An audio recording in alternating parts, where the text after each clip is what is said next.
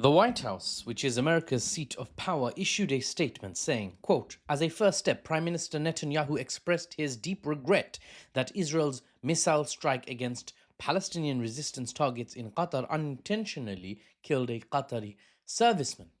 He further expressed regret that in targeting Palestinian resistance leadership during hostage negotiations, Israel violated Qatari sovereignty and affirmed that Israel will not conduct such an attack again in the future. Over and out. I've said Palestinian resistance where they've used the H group's name, otherwise, it is a direct quote. Qatar has reportedly welcomed these comments and said mediation efforts will therefore continue between the resistance forces and the Israeli state. So a slap across the face is, okay, say no more, no problems for Qatar, as long as it's followed up by Israel's weird semi-apology issued indirectly through a statement from Israel's great power backer, the US. To be fair, Netanyahu apparently, in a joint phone call directly, said sorry that Israel violated Qatari sovereignty and said he pinky promises he wouldn't do it again. I'm paraphrasing here for comedic effect. Why is that enough for Qatar, many will ask? Why no harsher retaliation? Just a violation of your sovereignty and then a sorry broski, won't happen again is enough? Really? Oh, okay. And even that sorry was sorry I, took out one of your guys, not the delegates that are legally there by the agreement of the US and myself.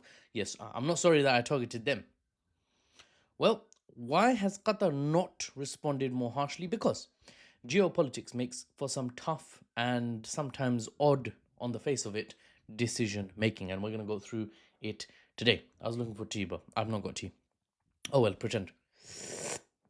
Yeah, that was a good one.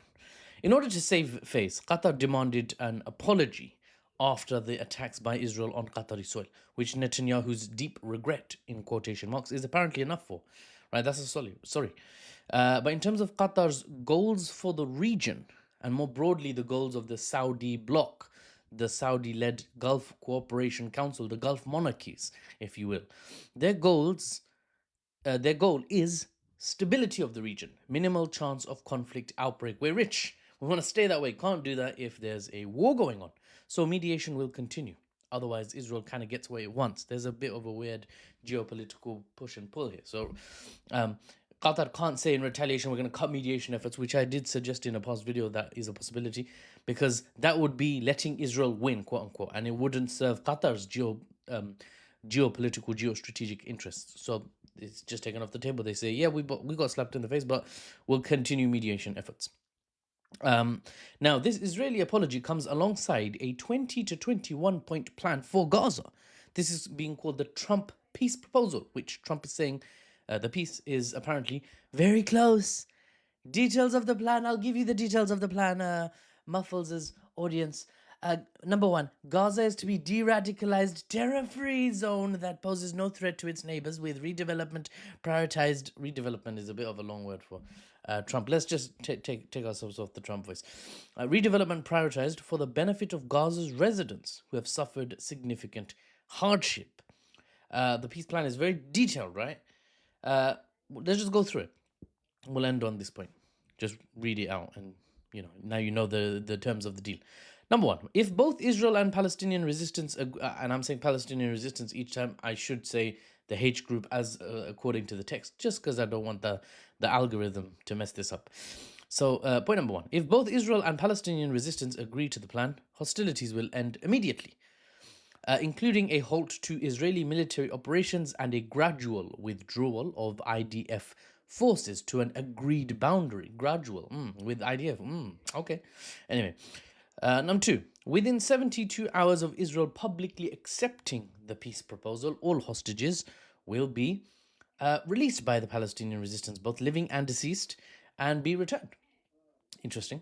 Israel will then release 250 individuals serving life sentences. These are the Palestinian hostages, but they're never called hostages, obviously, because, different set of rules for the West. Come on, guys, get with the times. Different set of rules, different words for the Western Bloc and their allies.